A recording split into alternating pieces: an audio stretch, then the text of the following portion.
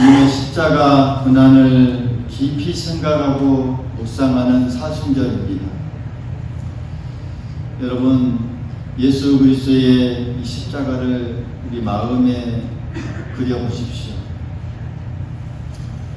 아무 죄 없으신 하나님의 아들이 온갖 멸시와 고통당하는 그 모습을 오늘 우리가 읽은 이 말씀을 통해서 예수님께서 왜 그렇게 고난을 당하셨는지, 그리고 그 일이 우리와 어떤 관계가 있는지 우리가 깊이 묵상해 보려고 합니다.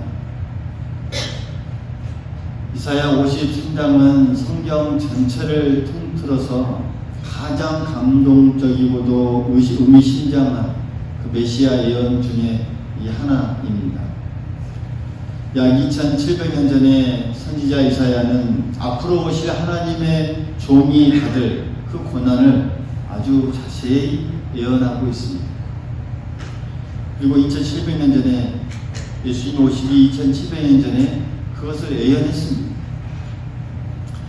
당시 사람들은 이 말씀이 누구를 가리키는지 잘 몰랐습니다. 유대의 전통에서는 이 고난받을 이 종을 이스라엘 민족 자체로 보거나 또는 어떤 의로운 사람이 겪는 하나의 고난으로 해석하기도 했습니다. 그러나 초대교회에 와서 또 많은 그리스도인들은 이 말씀에서 예수 그리스도의 모습을 발견했습니다. 왜냐하면 놀랍게도 예수님의 이 생애와 십자가 이 사건이 예언과 정확히 맞았기 때문입니다. 오늘 우리가 읽은 이 말씀은 특히 예수님의 고난의 모습에 대해서 세밀하게 묘사합니다. 오늘 이 말씀 한 구절 한 구절을 우리가 살펴보면서 예수님의 사랑과 희생을 되새기고 그 고난이 오늘 우리의 허물 때문이라는 사실을 우리가 마음에 새기면서 거기에 담긴 대속의 은혜를 우리가 깊이 깨닫고자 합니다. 그 깨닫는 은혜가 우리에게 함께할 수 있기를 간절히 소망하겠습니다. 먼저 3절은 하나님의 종으로 오신 메시아가 이 사람들이 볼 때 어떤 모습이었는가를 잘 묘사하고 있습니다.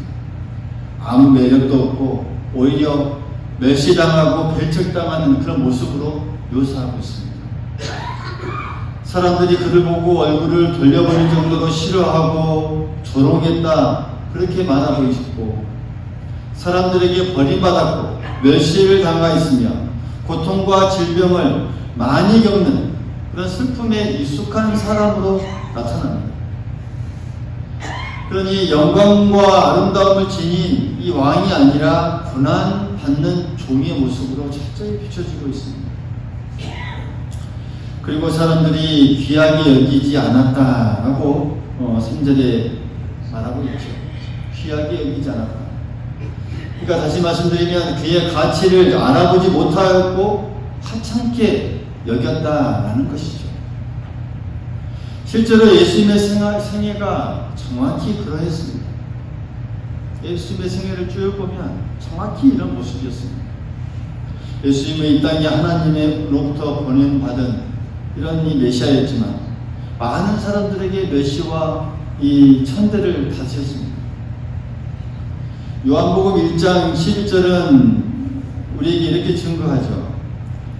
자기 땅에 오매 자기 백성이 영접하지 아니하였다라고 하면서 그때의 상황을 정확히 이렇게 묘사하고 있습니다. 예수님께서 태어나신 나사렛 동네의 사람들은 예수님을 배척하면서 이 낭떠러지에서 밀쳐 떨어뜨리려고 했고, 또 종교 지도자들은 예수님을 어떤 귀신 들린 사람으로 귀신 들렸다 표현하기도 하고, 나사렛 목수 주제에 어디 메시아라고 하냐라고 하면서 비웃었습니다. 특히 십자가에 달리신 날에는 그 멸시와 이 조롱이 아주 철저하게 달했던 것을 볼 수가 있습니다. 마태복음 27장에 보면 지나가는 사람들이 십자가에 달린 예수님을 흔들어 욕하고 내가 하나님의 아들이면 내려와 보라 라고 하면서 조롱했습니다. 유대의 지도자들도 남은 구원하면서 자기는 구원하지 못한다 라고 비웃었습니다. 로마 군인들까지 예수님의 머리에 가시관을 씌우고 자색옷을 입혀 희롱했습니다. 갈대로 머리를 때리고 침뱉으며 조롱했습니다. 이렇게 우리 주님은 오늘 말씀처럼 멸시받고 버림받은 것을 몸소 다 겪으신 것입니다. 여기서 우리가 한 가지 질문을 해볼 수 있죠. 왜 이렇게 예수님께서 멸시를 당하셔야만 했을까?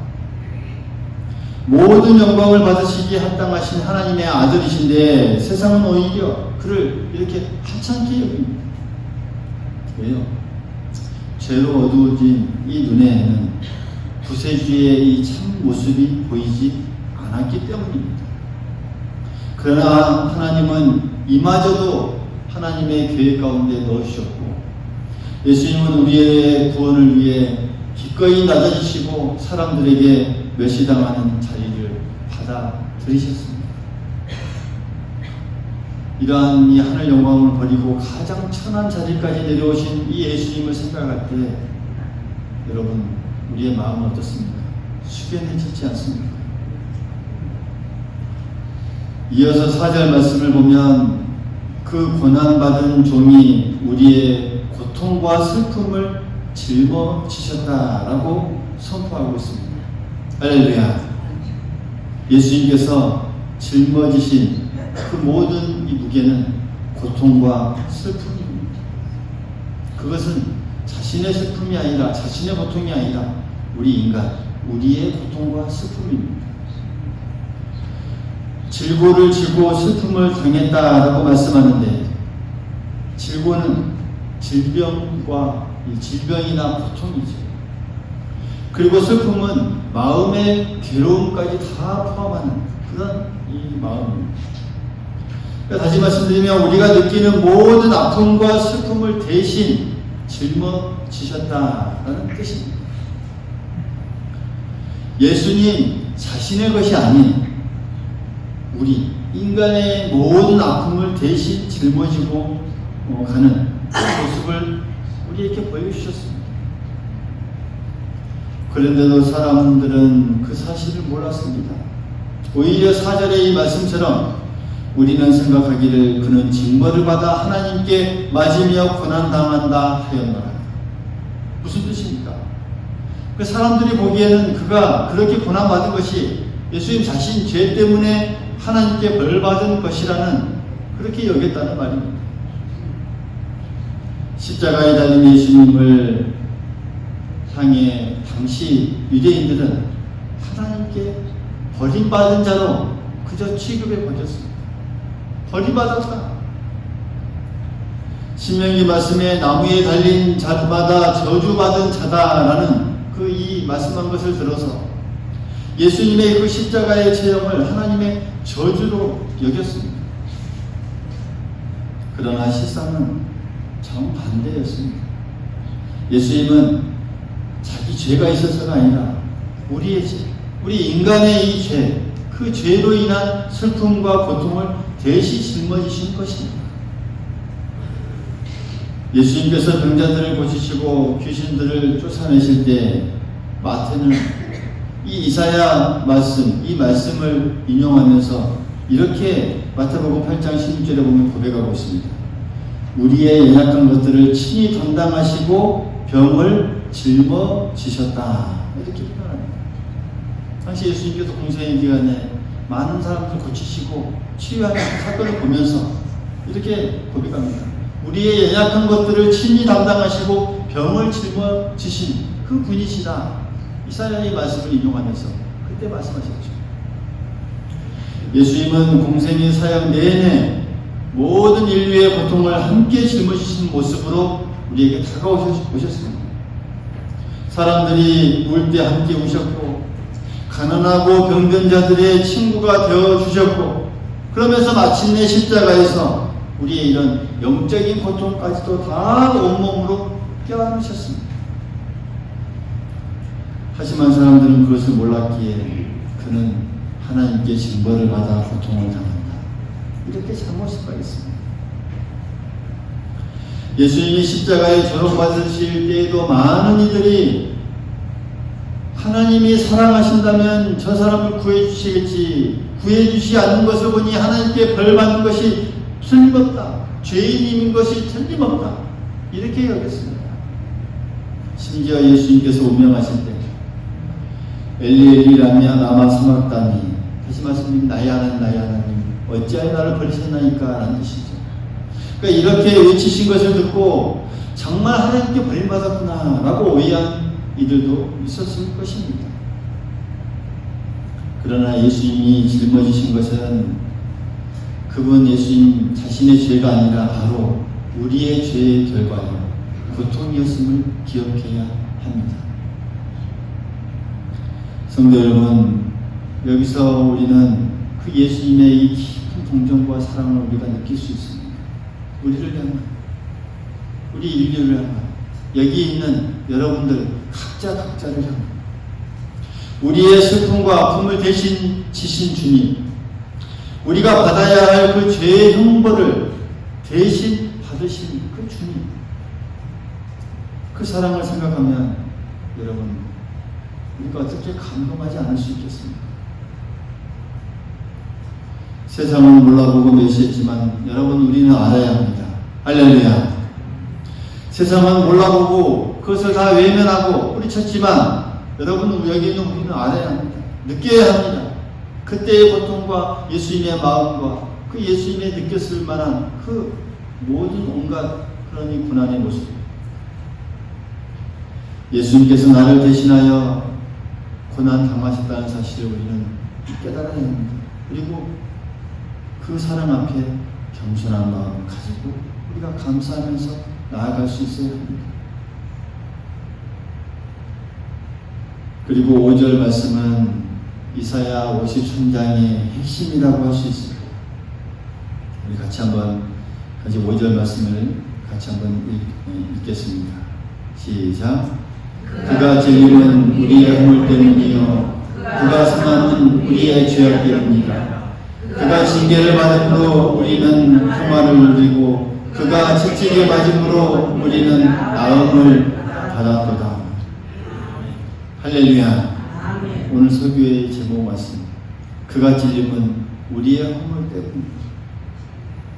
아주 분명하게 이 메시아가 고난당하는 이유를 분명하게 밝히고 있습니다.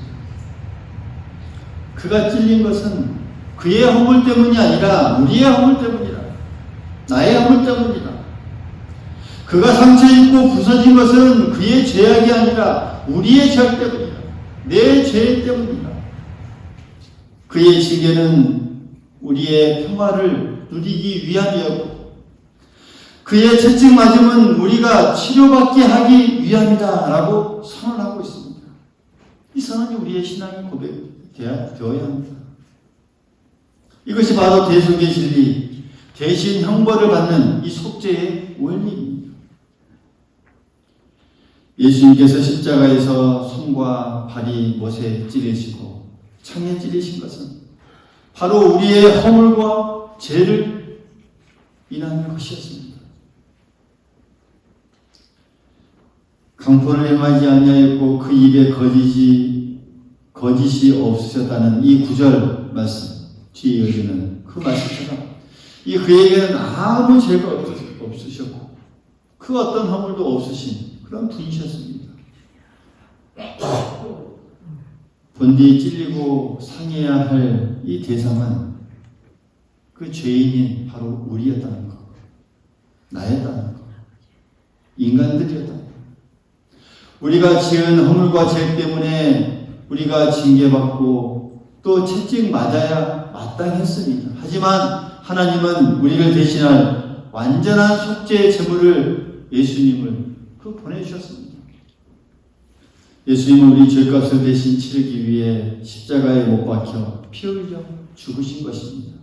그것이 그가 찔림은 우리의 허물 때문이라는 그런 말씀의 의미입니다. 신약 성경을 보면 이 진리를 계속해서 반복해서 우리에게 증언하고 또 선포하고 또 강조하고 있습니다.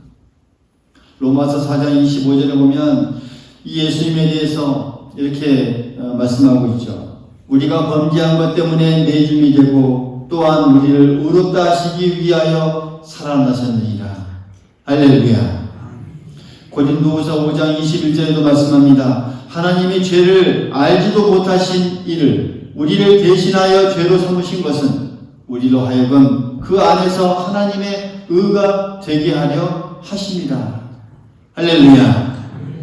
특별히 베드로전서 2장 24절에 이사야 말씀을 인용하면서 이렇게 선포합니다.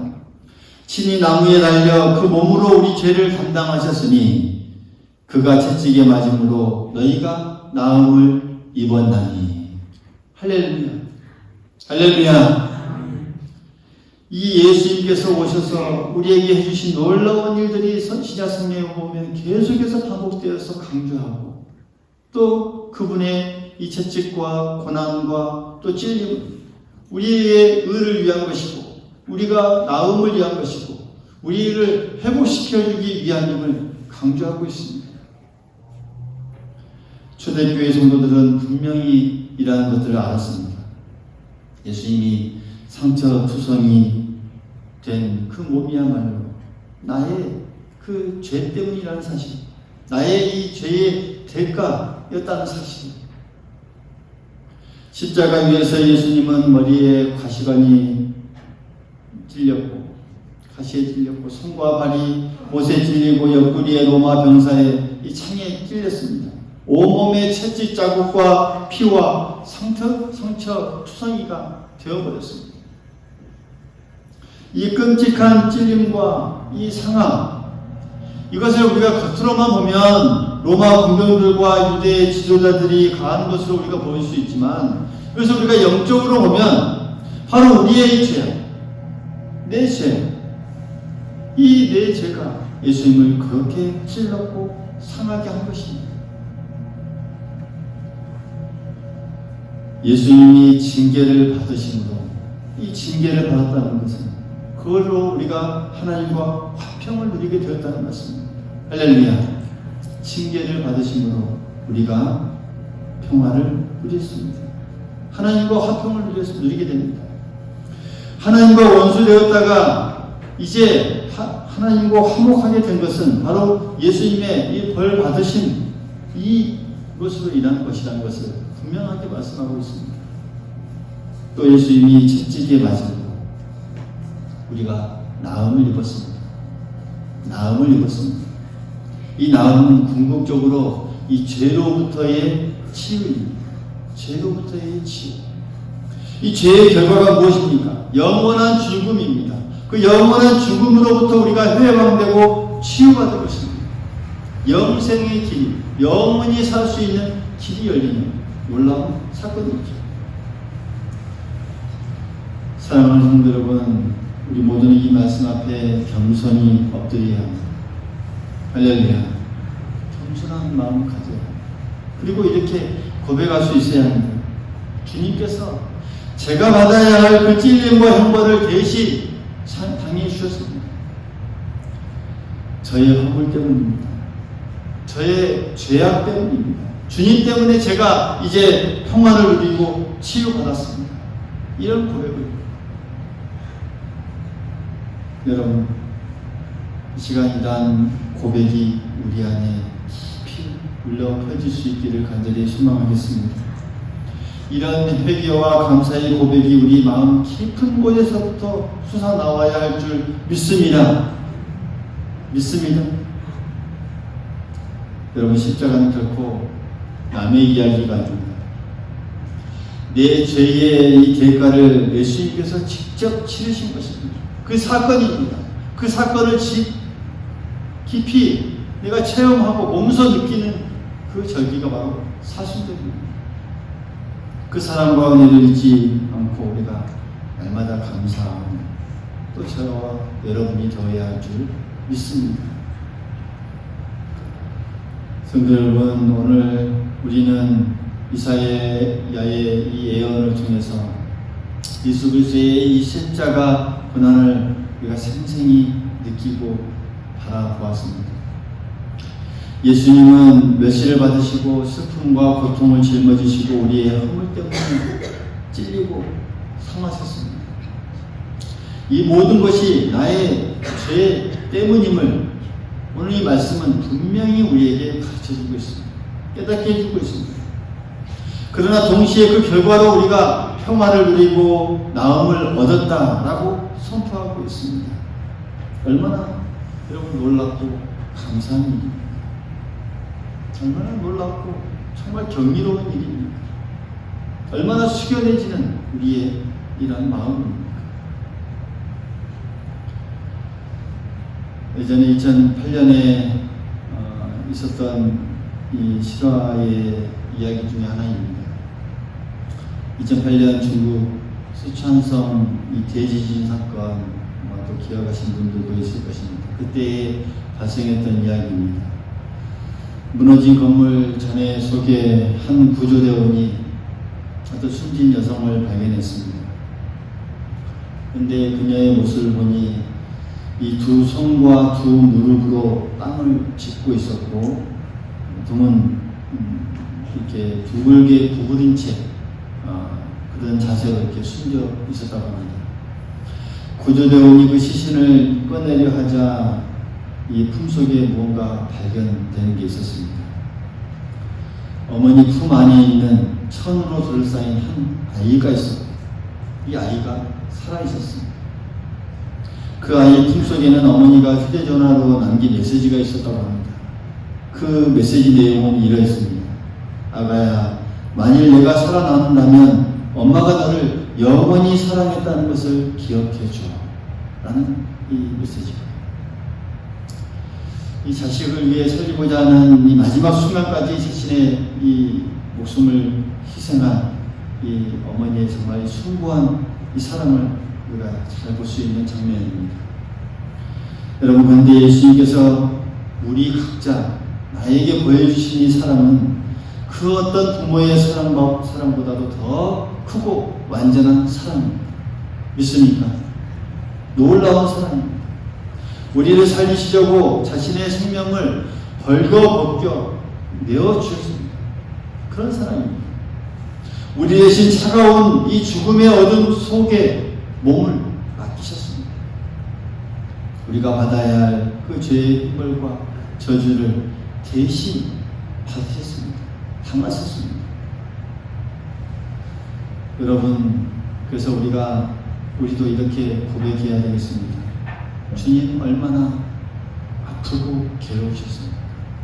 우리가 그것을 느낄 수 있어야 합니다. 저를 살리시려고 그런 희생을 치르셨군요.